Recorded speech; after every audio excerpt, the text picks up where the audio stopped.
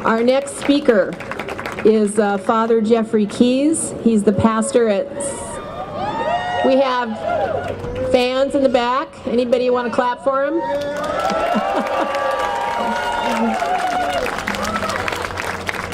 He's the pastor at St. Edward's Catholic Parish in Newark, California.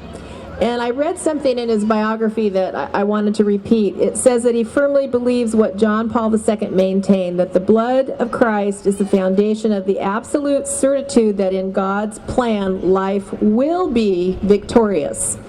So let's bring up Father Jeffrey Keys.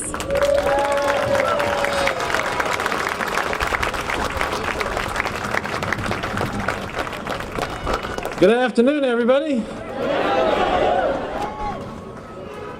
You know, it's not just 100 years ago in Mexico. It's not just 2,000 years. I think it's every single age of Christians has been challenged to stand up for what they believe. So I'd like to share with you a story of a saint you've probably never heard of. His name is Gaspar del Bufalo. I think his mother called him Gaspare. He was Italian. So it was 1810. He was only 24 years old. He'd only been ordained a short time, and now he was under arrest. Napoleon had conquered the Papal States, had imprisoned the Pope. His intention was to close the churches, and he required all the priests to pledge allegiance to Napoleon. So there was Gaspar standing in front of the prefect. Now, the prefect was a kind old gentleman.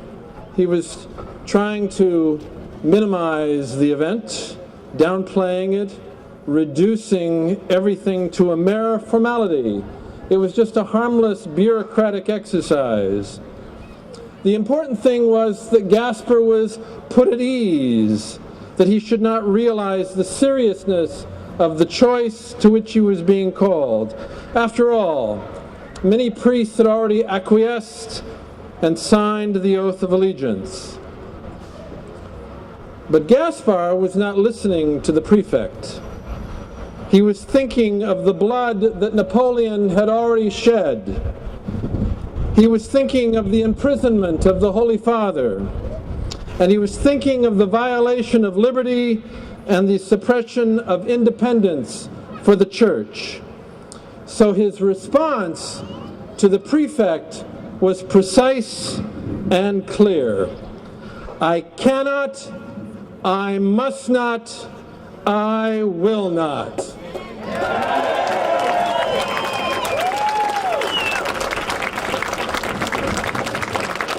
So, just 200 years later, now it's a different country, a different government. This time, an American president has taken it upon himself to define what is religious and what is not.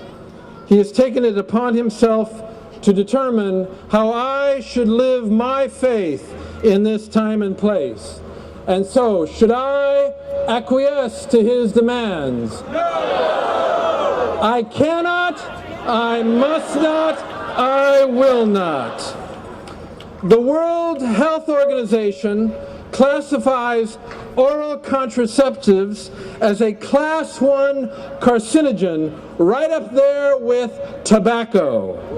And the government wants me to provide this as free health care. Should I? I cannot, I must not, I will not. Women who use oral contraceptives for 4 years prior to their first full-term pregnancy have a 52% increased risk of developing breast cancer. And the government calls this health care and wants us to provide it free. Well, I cannot, I must not, I will not. Oral contraceptives do horrific damage to a woman's body. And so should we call this health care? Abortion destroys human life. It's unreasonable, it's unintelligent for us to call that health care. I cannot, I must not, I will not. So the president got a little uncomfortable. He proposed a compromise that would allow insurance companies to pay for the contraceptives rather than the church institution. So my question, I belong to a church institution. The Missionaries of the Precious Blood. We're, well, self-insured. So that means we'd have to pay for it.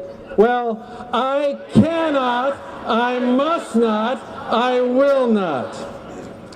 Now here's another question. What if I'm a Catholic businessman who's required by my government now to provide insurance that violates my conscience? My answer would be, I cannot, I must not, I will not. So, what will be next? Who will be next? Just last week now, the New Mexico Court of Appeals has ruled that it's illegal for a photography business owned by Christians to refuse to photograph a same-sex wedding ceremony, even though New Mexico does not permit same-sex marriage. So what will they say next? Will it be illegal for me to refuse to do a same-sex marriage? Would we as Catholics allow the state to redefine one of our sacraments? Well, I cannot, I must not, I will not. Now you have to know that after he said this, St. Gaspar del Bufalo, the founder of my community, spent 4 years in prison for his profession of faith. We must pray, too, that when the time comes, we have the strength to be firm in our faith. We are not imposing our values on anyone. The government has dictated that employees at Catholic institutions are provided with free contraception. And that is an imposition on our faith and on our values and on our conscience. The government doesn't so much want to advance women's health. They seek to demonize a faith that has the audacity of hope that they might live their faith free from government interference and intrusion. I know this is just a formality. I know it's just a harmless bureaucratic exercise. I know that the important thing is that we should not realize the seriousness of the choice to which we are being called.